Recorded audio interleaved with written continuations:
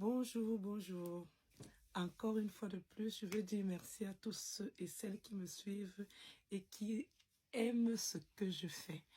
Alors, je suis PMD et appelez-moi Mani Doris.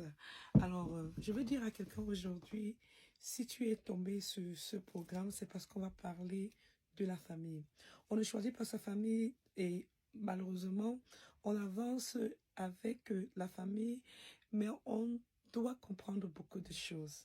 Alors, la raison pour laquelle j'aimerais parler de cela, c'est parce que euh, c'est des points très essentiels que nous, on essaye souvent d'oublier, mais qu'il faut qu'on en parle.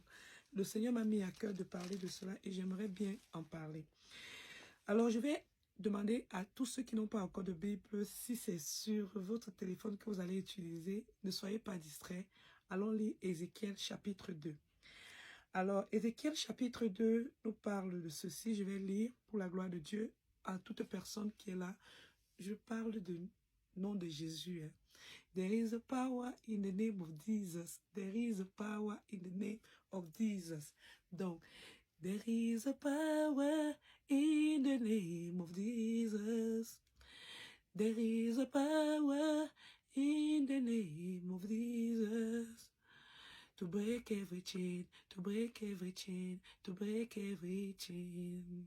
Alors je vais dire à quelqu'un qui est ici aujourd'hui, si tu es tombé sur ce programme, c'est parce que Dieu voudrait que tu t'interpelles et Dieu voudrait aussi que tu pries pour toi, tu pries pour ta famille et qu'ensemble nous puissions aussi, voilà, bénéficier de tout ce que le Seigneur Dieu a prévu pour nous parce qu'il a dit qu'il a des projets de bonheur pour nous, pas des projets de malheur.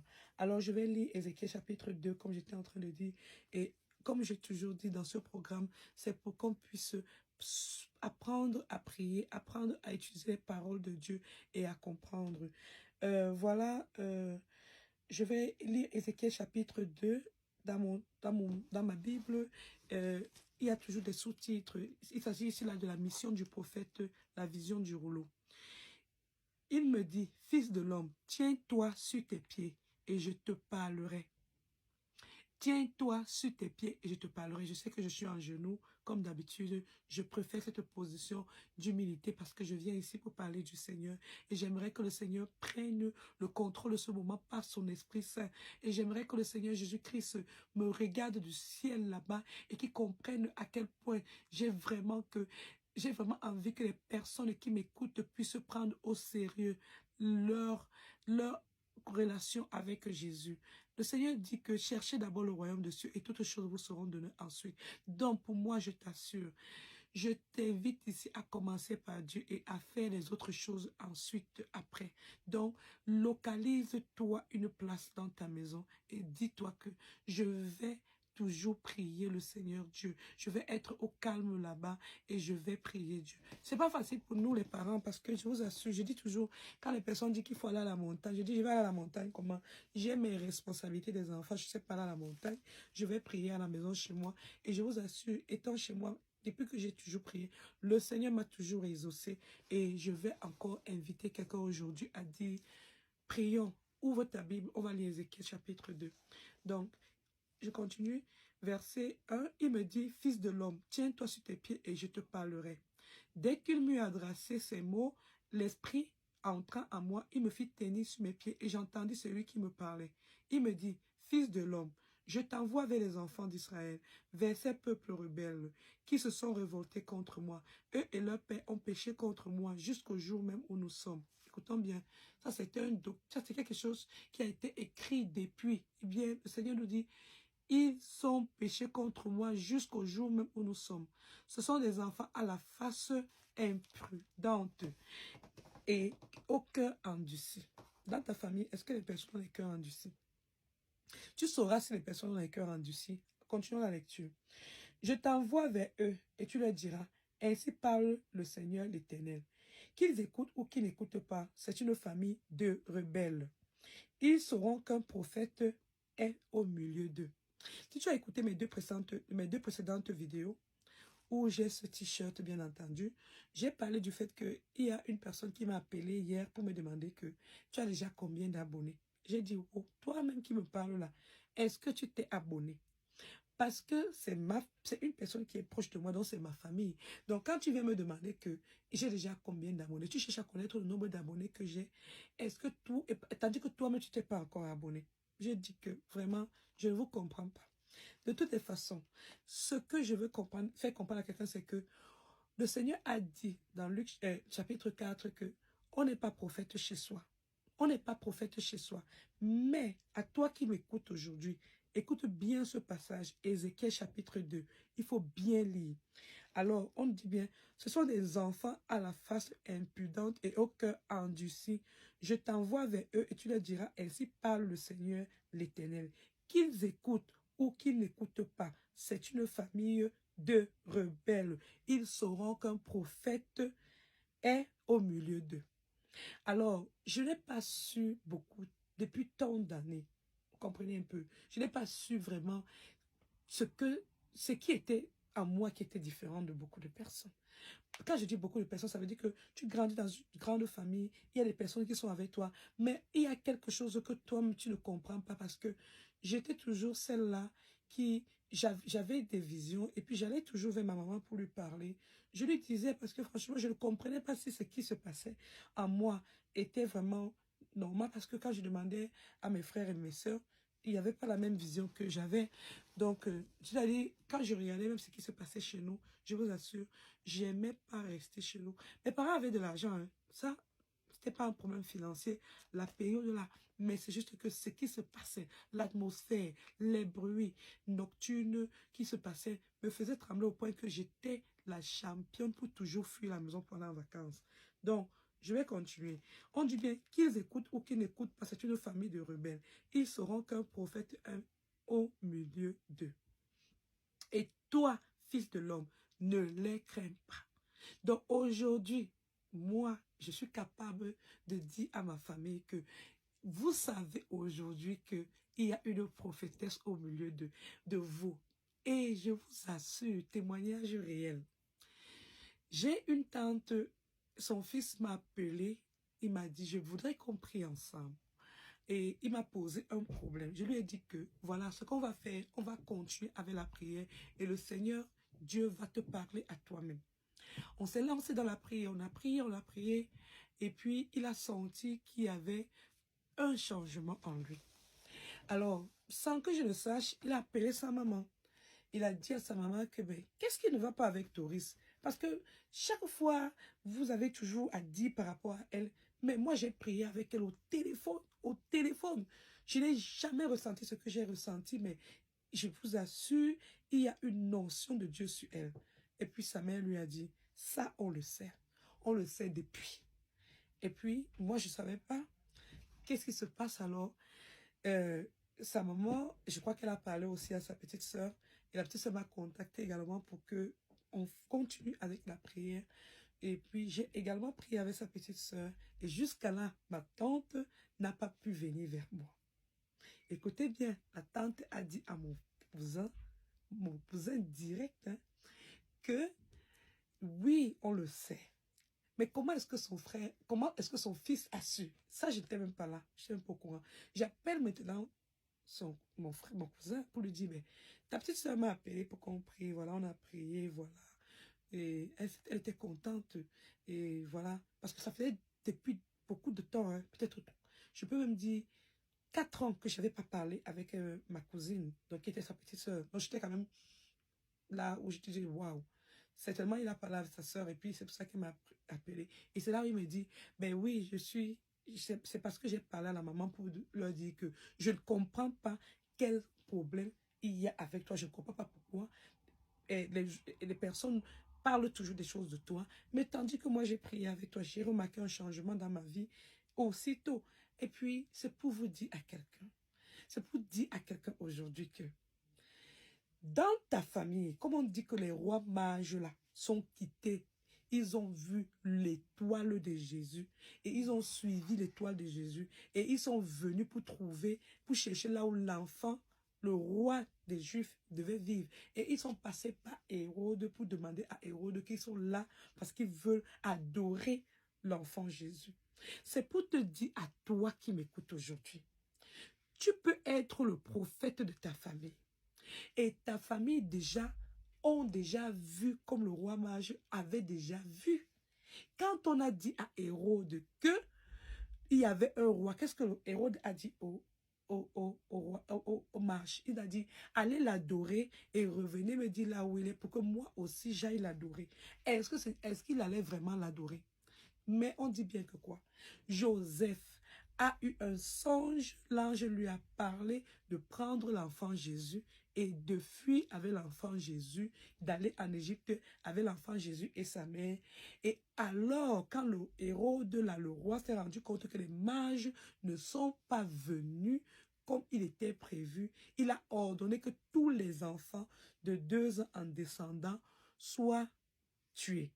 Parce que Hérode avait peur que Jésus, en tant que l'élu, le roi, celui que son étoile brillait, devait venir prendre sa place. Alors que Jésus n'était pas là pour ce poste-là. Donc parfois, il y a des gens qui ont déjà vu ton étoile avant. Ils ont déjà vu ton étoile, même quand tu accouches là, ils ont déjà vu ton étoile. Et qu'est-ce qu'ils font maintenant? Ils vont créer un agenda, ils vont dessiner un schéma pour pouvoir te nuire. Alors c'est pour ça que j'ai dit aujourd'hui que on va parler de la famille. Dans quelle famille tu es né? Il y en a qui vont dire qu'ils sont orphelins de père et de mère. Comme je dis souvent à ma belle-sœur, c'est bien de dire que tu es orphelin de père et de mère parce que tu as quand même cette capacité de dire que si ton père et ta mère étaient là et devaient t'aider. Moi qui te parle là, mon père est en vie, ma mère est en vie, mais je ne reçois pas d'aide d'eux. Qu'est-ce que tu voudrais que je te dise? Encore, ce sont encore parmi les parents là, les tantes là, il y en a qui te mettent encore sur la mauvaise route, qui ne peuvent pas te donner le bon conseil. Ça veut dire que, est-ce que moi là, je suis venu avec un livre de la vie? Quand je suis sortie du ventre de ma mère, est-ce que je suis sortie avec un livre pour qu'on me dise que quand il faut ceci, tu vas faire comme ça, là, tu vas faire comme ça? Moi, je ne connais pas. Je suis pas venue avec un livre de la vie. Et non plus, j'ai grandi jusqu'à ce que je suis devenue comme je suis là avant de comprendre que il y a des personnes qui arrivent sur cette terre, ils sont directement initiés dans le monde de la sorcellerie. Moi, j'ai pas connu ça. Je ne savais pas. Mais tu te rends pas compte que c'est parce que le Seigneur a mis une lumière dans toi. Depuis dans les entrailles de ta mère. C'est pour cela que allez lire Jérémie 1. Le Seigneur nous dit que avant que tu ne fusses formé, je te connaissais déjà. Avant que tu ne fusses sorti du ventre de ta mère, je t'avais déjà établi prophète des nations. Donc ça veut dire que quoi? Il y a des personnes que depuis le ventre de leur mère, le Seigneur t'a déjà consacré, établi comme prophète et prophétesse de ta famille. Donc, quand vous écoutez ici Ézéchiel chapitre 2, le Seigneur dit que quoi? Il dit bien qu'il envoie Ézéchiel aller parler. Et il dit bien, ce sont des enfants à la face impudente et au cœur endurci. Je t'envoie vers eux et tu leur diras, ainsi parle le Seigneur, l'Éternel, qu'ils t'écoutent, qu'ils écoutent ou qu'ils n'écoutent pas. Car c'est une famille de rebelles. Ils sauront qu'un prophète est au milieu d'eux. Je vais vous dire quelque chose. Moi là non, ils savent que ma langue est une langue qui va parler la vérité. Alors, il y a des choses qu'on sait déjà là que ne parle pas. On dit bien ne parle pas Doris comprend. Parce que si Doris comprend là, c'est parti. Parce qu'ils m'ont toujours nommé depuis que je suis petite radio. C'est aujourd'hui là que je comprends. Je comprends. Donc, c'est pour te dire que toi-même qui m'écoutes là aujourd'hui, essaie de prendre un peu le bic et la feuille. Commence à écrire un peu les points clés de ton enfance, de ce que tu te rappelles de ton adolescence et demande-toi, quel est l'héritage familial qu'on t'a donné? Parce que, je répète et je redis encore, si l'héritage familial que tu as reçu, c'est être initié à voler la nuit, à faire la sorcellerie, à partir déranger les gens, à détruire les gens, à être dans la jalousie, à ne pas être contente du progrès des gens, à être là toujours à faire le commérage, à être là toujours à créer les disputes, à être là toujours à cogner les têtes des gens, à être le destructeur. Si c'est ce qu'on t'a donné comme héritage familial, sache que Le Seigneur dit dans Galates chapitre 5 que ceux qui pratiquent de telles choses n'entreront pas dans le royaume de Dieu. Donc, il est important qu'à la fin de ce message, ce que tu es en train de lire là maintenant, ou tu es en train d'écouter, il faut que tu saches que si ta famille ne t'a pas, l'héritage que ta famille t'a donné durant ton enfance jusqu'au jour où nous sommes en train de parler là, si ta famille ne t'a pas donné l'amour et t'apprendre à transférer l'amour, si tu ne connais pas ce que c'est que l'amour, parce que je vous assure, j'ai compris, j'ai rencontré des personnes que jusqu'à 40 ans, ils n'ont pas connu l'amour. Tout ce qu'ils savent, c'est s'ils veulent, ils te regardent. Ils sont jaloux de ce que tu possèdes. Ils veulent ce que tu possèdes. Pour eux, ce que tu as là, ça, tu ne devrais pas avoir, ça les appartient. Et ils veulent prendre cela de force. Ils veulent s'accaparer de ta part. Alors que ça ne les appartient pas. Donc, quelqu'un entre dans ta vie. La personne veut prendre ce qui t'appartient de force. Donc, il y a des personnes qui, depuis le ventre de leur mère, on leur a mis dans leur cerveau là que il faut utiliser des méthodes qui ne sont pas dans la Bible pour pouvoir atteindre leurs objectifs. Ils sont prêts, déjà plus très jeunes. Ils savaient déjà comment on en voûte. Ils déjà très jeunes. Vous allez me parler de quoi? Comment on peut me dire qu'un enfant de 10 ans au Cameroun est capable d'aller jusqu'à l'école avec le bonbon et il empoisonne les enfants? Qui lui a appris le poison? Si ce n'est pas sa propre famille dans laquelle il est né. Donc, je suis ici là pour dire à quelqu'un que quand on va te dire qu'on ne choisit pas sa famille, et je suis d'accord, mais tu as peut-être atterri dans cette famille parce que Dieu t'a choisi en tant que prophète dans cette famille-là pour mettre un stop à ce qui se passe. Écoutons bien ce que je vais dire. Vous allez me demander que la dame là, est-ce que ce qu'elle parle là, elle parle même de quoi? Je parle de ma vie. Je parle de ma vie parce que des personnes qui sont très proches à moi, ayant déjà su que le Seigneur, Dieu créateur du ciel et de la terre, avait mis son étoile en moi, c'est-à-dire tous se sont concertés pour pouvoir tracer des plans démoniaques en vue de me faire tomber afin que quoi, l'Esprit Saint, la lumière de l'Esprit Saint ne soit plus là. Mais je vais dire, unfortunately for them, donc malheureusement pour eux, le fait que Dieu qui est là-bas en haut, là, c'est un Dieu qui ne ment pas, c'est un Dieu qui est fidèle. Quand tu l'appelles, il te répond.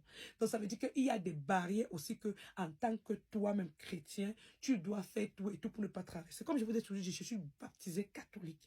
Alors, j'ai aimé Dieu. Mes parents n'étaient pas des personnes qui allaient à l'église, donc c'est pour dire que j'ai aimé Dieu parce que voilà, j'aimais la parole de Dieu, j'aimais regarder, j'aimais pas entendre parler de Jésus depuis si petite. Et j'ai décidé chez nous de me baptiser et mes frères, mes soeurs m'ont suivi et j'étais contente. Et je vous assure, dans ma famille, c'était toujours que elle veut toujours qu'elle montre qu'elle prie. Elle veut toujours dire qu'elle prie trop. Elle veut toujours dire qu'elle prie trop. Elle prie trop, pourquoi elle a les problèmes? Pourquoi elle a les problèmes? Peut-être tu dis que tu pries trop, Jésus, pourquoi tu as les problèmes? Tu dis que tu pries trop, Jésus, mais tu as le cœur noir. Qui a le cœur noir? Parce que ta famille t'a déjà localisé. C'est toujours moi qui est capable de t'apporter un bien, qui est capable de t'apporter quelque chose et qui est capable d'aider tous mes frères et sœurs. Quand on vous parle de l'histoire de Joseph dans la Bible, c'est vrai. C'est-à-dire, quand Dieu met une famille, il a également mis un Joseph dans cette famille. Ce Joseph-là, c'est que le Seigneur va te donner pour que tu puisses aussi donner aux autres. Tu comprends un peu? Donc, c'est déjà comme ça. C'est la nature. Alors, ces personnes-là se disent que quand ils vont faire leur pratique, là, ils se disent que c'est leur pratique là qui font en sorte que tu donnes. Et pourtant, Dieu a déjà mis en toi cette capacité de vouloir partager. Tu le partages parce que c'est comme ça que Dieu t'a conçu. Mais eux, ils se disent que c'est leurs hôtels sataniques qu'ils ont créés, qui font en sorte... Écoutez la ruse du diable. La ruse du diable, le diable tourmente les personnes. Alors, c'est pour dire que quoi? Joseph avait été vendu par ses frères. Mais est-ce que quand Joseph a réussi et que ses frères sont revenus, est-ce que Joseph les a pardonnés et il les a toujours aidés? Non. C'est pour dire que quoi? Moi-même qui vous parle là aujourd'hui, mes frères, mes sœurs m'ont montré, et ma mère y comprise, m'ont montré des choses que je suis restée comme ça. Je me suis demandé si j'étais dans un film de Nollywood. Et j'ai dit au Jésus que je prie, Papa Yahweh, ce n'est pas nouveau ce qui m'arrive. Parce que j'ai lu la Bible. Et j'ai compris l'histoire de Joseph. Et je comprends que je suis en train de traverser l'histoire de Joseph. Je veux que tu me donnes le courage de continuer à avancer au nom de Jésus-Christ. Je veux que tu me donnes le courage de continuer à lire la parole de Dieu et de chercher à te connaître plus et de ramener les âmes vers toi. Ceux qui connaissent ma vie en particulier, certaines personnes qui connaissent ce que je traverse sont contents aujourd'hui, je vous dis, d'arrêter leur Bible. Parce que toutes ces personnes savent ce que j'ai traversé. Alors, quand je parle là aujourd'hui, je parle à quelqu'un pour te dire qu'il y a la puissance dans le nom de Jésus. Il y a la puissance dans le nom de Jésus. Même si c'est ta mère qui t'a accouché, elle n'a pas le droit de terminer ta vie. Parce que dis à ta mère que avant que je ne sois formée dans ton sein, le Seigneur avait déjà un projet pour moi. Ça, c'est écrit dans Jérémie 1. Hein? Allez lire Jérémie 1. Et pourquoi je veux vous dire cela? Parce que beaucoup de chrétiens, beaucoup des élus de Dieu tombent dans les pièges des parents. Parce que le diable est rusé. Pourquoi je vous dis que le diable est rusé? Allez lire Luc chapitre 4, où Jésus a été tenté par le diable au désert. Jésus a fait 40 jours de jeûne et il s'est retrouvé en train d'être tenté par le diable. Qu'est-ce qui se passe? Jésus a fini son jeûne, ce qui est sûr, il devait avoir faim. Le Seigneur, Jésus-Christ, a répondu au diable quand le diable lui a dit, si tu es le Fils de Dieu, transforme ces pierres en pain. Et Jésus a dit, l'homme ne vivra pas de pain seulement, mais de toute parole qui sortira de la bouche de Dieu. C'est pour dire à quelqu'un que quoi? Parfois, tes propres ennemis font semblant de te nourrir, mais ce sont eux qui sont là pour te tuer. Parce que la nourriture là même que te donne là, il faut d'abord te poser la question que qu'est-ce qu'ils ont mis dans cette nourriture avant de te donner. Parce qu'il y a des personnes, sataniquement parlant, qui sont programmées, qui utilisent leur programmation satanique et ils envoûtent la nourriture et ils te donnent, tu manges. Ton cerveau est formaté. Au lieu de faire le travail que Dieu t'a envoyé sur la terre, tu commences à être dans la servitude, tu commences à être des esclaves. Ils sont contents parce que ta vie tourne à rond. Parce que le moment où ils t'ont déjà donné cette nourriture que tu as mangée, parce que tu n'as pas appelé le sang de Jésus-Christ pour laver cette nourriture et que tu n'as pas béni, parce que tu as fait confiance à ces personnes, tu manges de la nourriture qui te détruit. Une nourriture satanique où ils vont dans leur monde maléfique, ils ont les produits démoniaques, ils incantent cette nourriture, ils préparent, ils te donnent, tu manges. Et c'est comme ça là que tu te retrouves en train de faire des choses que ne sont pas pour la gloire de Dieu. Alors je parle à quelqu'un aujourd'hui pour te dire que dans Luc chapitre 4, qu'est-ce qu'il est encore écrit? On dit bien que Satan a pris Jésus, il l'a amené, il a présenté tout. Il a dit que si tu te prosternes devant moi, je te donnerai tout cela. Et Jésus lui a dit que quoi? Tu adoreras le Seigneur ton Dieu, un seul. Il ne peut que se prosterner devant Dieu. Donc quand vous me voyez dans la position, c'est là.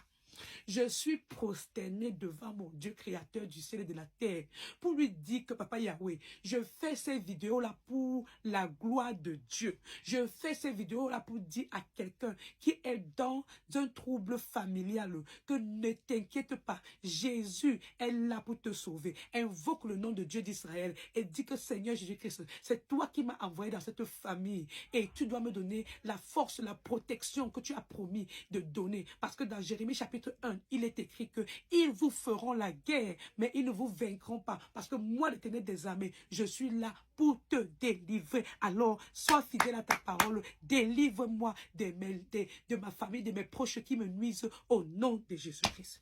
C'est facile de savoir quand ta famille te nuit. Ils sont toujours les premiers à vouloir écouter tout ce que tu fais. Ils sont toujours là à faire semblant quand quelque chose de bien t'arrive. Mais ils sont là quand le malheur t'arrive et disent que ouais, patience, ouais, patience. Mais dès que tu soulèves un peu la tête pour sortir là, ils sont encore là rapidement pour chercher à connaître tous les contours de cela et afin de pouvoir gâter ton projet. Ce sont les mêmes personnes qui sont là. Parce que tout ce qu'ils veulent, c'est quoi? Ils veulent te faire sortir du plan de Dieu et te faire entrer dans le monde démoniaque. Parce que tu es né dans une famille, tu ne sais pas, tu es arrivé. Il y a des personnes qui avaient déjà des alliances sataniques avant. Les ancêtres louaient des faux dieux, les idoles, tout ce qu'ils faisaient là, tout ce qui était gris-gris là. Tous ces ancêtres-là, la majorité ont fait des alliances, des pactes. Il y a des personnes qui se retrouvent aujourd'hui, tu n'arrives pas à te marier, tu n'arrives pas à faire des enfants, tu n'arrives pas à dépasser un niveau parce que les familles ont signé des pactes. Ils ont vendu soit les enfants de leur famille, ils ont vendu soit le mariage de leur famille, ils ont vendu soit le succès de leurs enfants. Tout ce qu'ils ont fait là, il faut briser, il faut détruire, il faut dire, Seigneur, je brise toutes les malédictions familiales. Et parce que la Bible est claire là-dessus, le Seigneur Dieu a dit que quand une famille a fait de telles choses, il maudit la famille de la 4e génération et jusqu'à... Alors, tu ne connais pas la 40e génération, tu es. Donc, il est possible maintenant qu'aujourd'hui, là, tu te poses la question, tu regardes par derrière ta famille, tu te demandes que où est-ce que nous sommes en train d'aller? Je veux comprendre ce que ma famille est en train de vivre. Il est impossible que ça m'arrive, ça arrive à ma cousine, ça arrive à ma tante, ça arrive à la génération précédente, et ça arrive. Tu dois briser cela, tu dois te lever maintenant en tant que ce prophète, parce que le Seigneur dit que quoi? Il dit ici là que qu'il t'écoute ou qu'il ne t'écoute pas, car c'est une famille de rebelles, ils sauront qu'un prophète est au milieu d'eux. Et toi, fils de l'homme, ne les crains pas.